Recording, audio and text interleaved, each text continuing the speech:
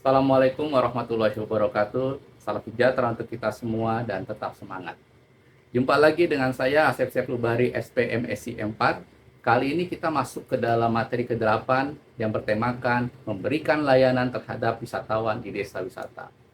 Adapun isi materi pada kesempatan kali ini adalah bagaimana kita bisa menangani pesanan dan tagihan wisatawan, menangani aktivitas dan melibatkan wisatawan, memberikan layanan pemanduan wisata, melayani wisatawan yang difabel dan juga berkebutuhan khusus, menyediakan layanan makanan dan minuman, menangani pelayanan transportasi lokal desa wisata, menyediakan layanan produk pondok wisata atau homestay, juga melakukan manajemen event desa wisata. Setelah mempelajari materi ini, diharapkan pengelola desa wisata dapat memahami ruang lingkup, pesanan, dan tagihan wisatawan, terampil dalam menangani aktivitas yang melibatkan wisatawan, mampu memberikan layanan pemanduan wisatawan, memberikan layanan kepada wisatawan yang difabel dan berkebutuhan khusus, memberikan layanan makanan dan minuman, mampu menangani pelayanan transportasi lokal desa wisata, memberikan layanan produk pondok wisata, serta melaksanakan manajemen event desa wisata. Kenapa kita penting mempelajari ini?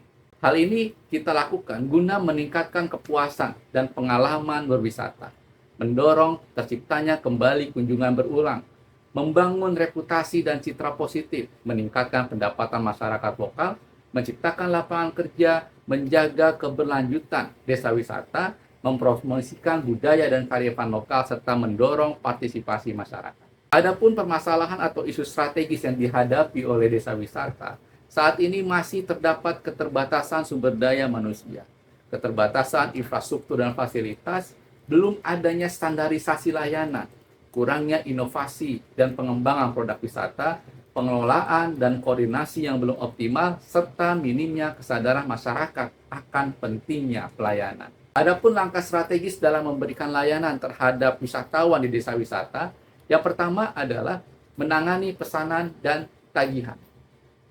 Terdapat 3 elemen kunci. Yang pertama adalah memproses pesanan wisatawan. Dalam memproses pesanan wisatawan ini, terdapat bagaimana kita mampu menciptakan sebuah produk wisata dan ekonomi kreatif. Pesanan dan wisatawan dicatat dalam format yang tersedia. Pesanan dari wisatawan disampaikan kepada pihak yang terkait. Yang kedua adalah membuat tagihan wisatawan. Dalam membuat tagihan wisatawan, terdapat beberapa hal yang harus diperhatikan. Tagihan disiapkan sesuai dengan pesanan, tagihan diproses sesuai dengan pesanan. Yang ketiga, memproses pembayaran dari wisatawan.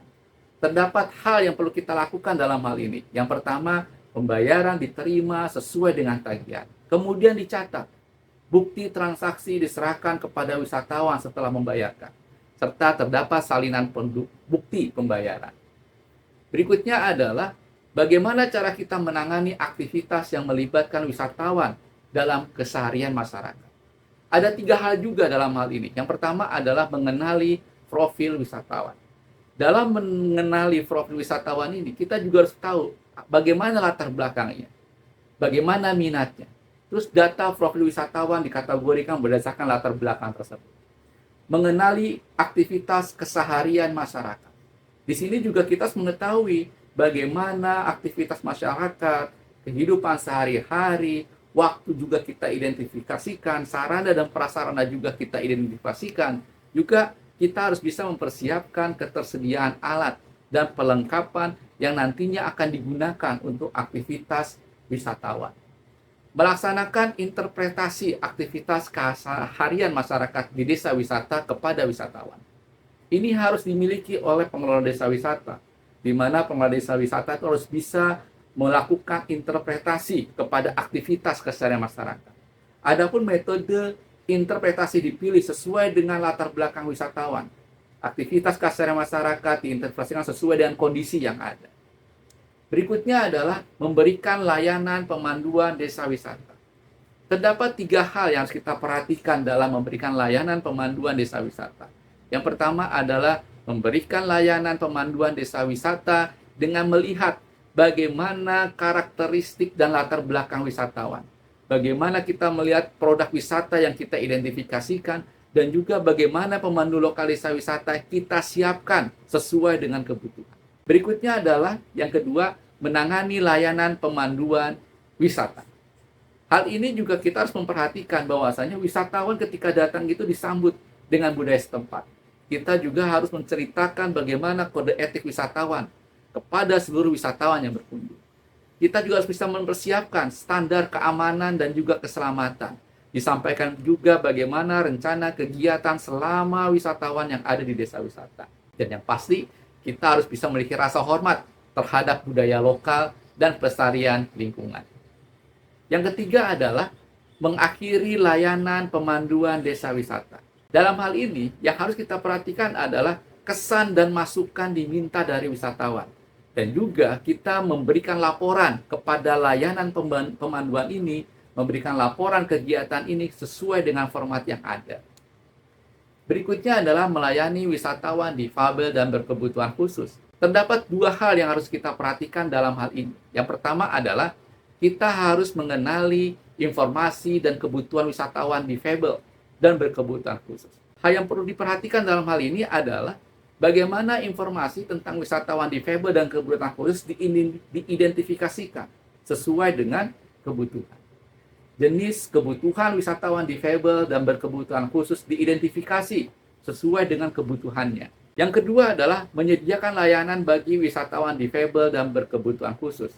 Kita harus mempersiapkan fasilitas dan layanan, infrastruktur, juga sarana-sarana pendukung yang lainnya, termasuk dengan sumber daya manusia, tenaga kerja untuk menangani wisatawan yang berkebutuhan khusus. Layanan serta bantuan keselamatan dan keamanan diberikan sesuai dengan kebutuhan dari wisatawan yang difabel dan berkebutuhan khusus tersebut. Berikutnya adalah menyediakan layanan makanan dan minuman. Dalam hal ini juga terdapat 3 hal yang perlu kita perhatikan. Yang pertama, kita harus bisa menyediakan layanan makanan dan minuman.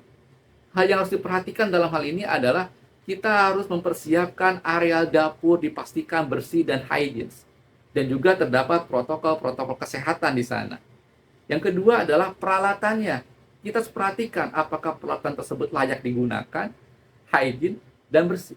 Dan sudah pasti adalah bahan makanan. Bahan makanan juga harus kita persiapkan, kita perhatikan agar itu menjadi bahan makanan yang fresh, yang segar, dan tidak busuk, serta bisa digunakan.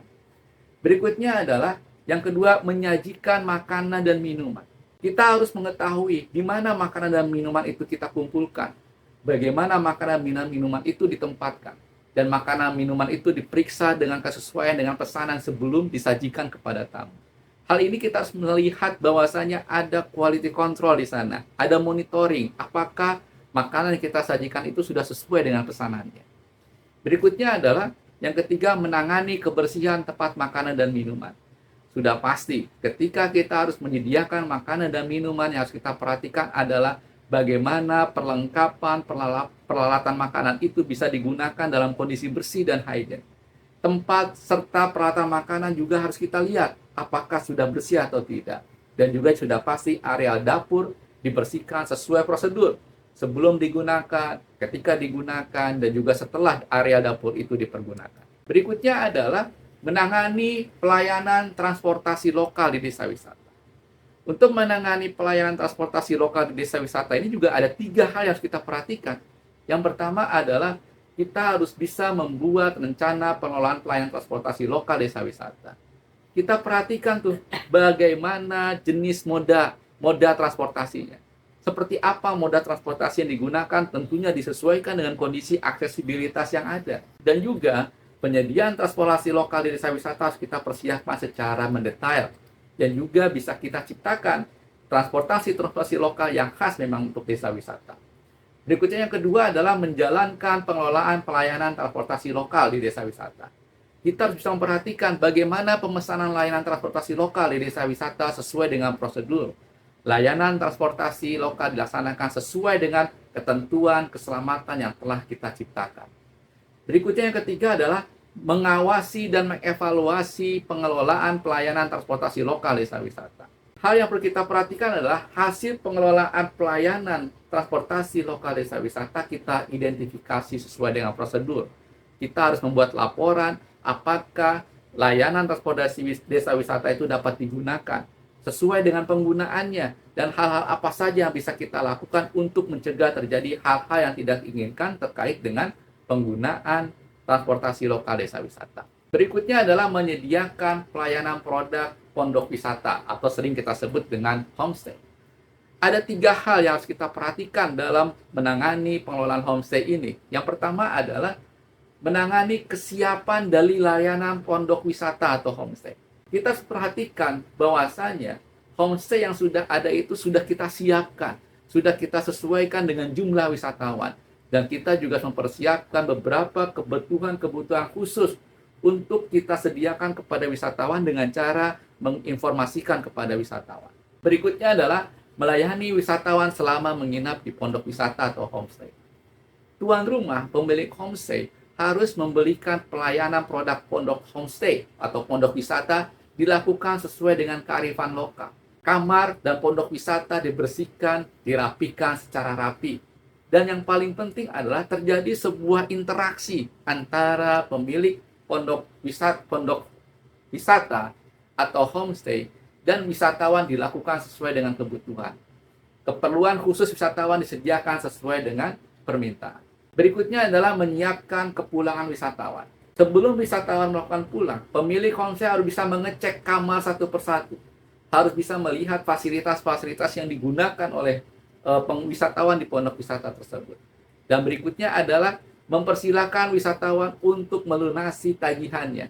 Dan juga kamar yang telah digunakan kita periksa supaya tidak ada tertinggal barang-barang wisatawan di kamar homestay tersebut. Selanjutnya adalah melakukan manajemen event di desa wisata. Hal yang perlu kita perhatikan di dalam menyiapkan manajemen event desa wisata adalah menyiapkan tema dan format kegiatan event desa wisata. Hal yang perlu diperhatikan adalah kita lihat potensi sumber daya alam. Adakah ide-ide kreatif yang harus kita munculkan terkait dengan potensi sumber daya alam? Terlihat dari kearifan lokal yang ada, terkait dengan budaya yang ada. Dan kita membuat daftar-daftar apa saja yang bisa kita gunakan untuk kita melaksanakan sebuah event di desa wisata. Berikutnya adalah menangani event desa wisata. Pihak-pihak yang terlibat harus kita persiapkan semaksimal mungkin. Kita membuat komunikasi dan kesepakatan dengan mereka-mereka yang menangani event. Kita membuat susunan acara. Dan event dilaksanakan sesuai dengan ketentuan, sesuai dengan budaya, sesuai dengan kearifan lokal. Dan juga yang sudah pasti, event yang kita laksanakan itu harus kita dokumentasikan. Dan yang ketiga adalah kita harus bisa mengevaluasi event yang telah dilaksanakan.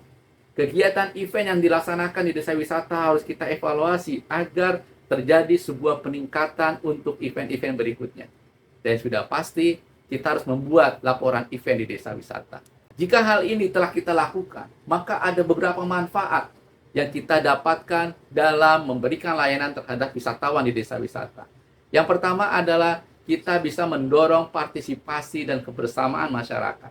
Adanya peningkatan kepuasan dan pengalaman wisatawan. Dan juga sudah pasti akan mendorong terjadinya kunjungan ulang oleh wisatawan. Membangun reputasi dan citra positif. Brand image yang terbangun menjadi brand image yang positif. Meningkatkan pendapatan masyarakat lokal, menjaga keberlanjutan desa wisata, dan sudah pasti adalah mempromosikan budaya dan kearifan lokal. Demikianlah materi ini bisa disampaikan. Semoga bisa bermanfaat untuk kita semua dan tetap semangat. Terima kasih. Assalamualaikum warahmatullahi wabarakatuh.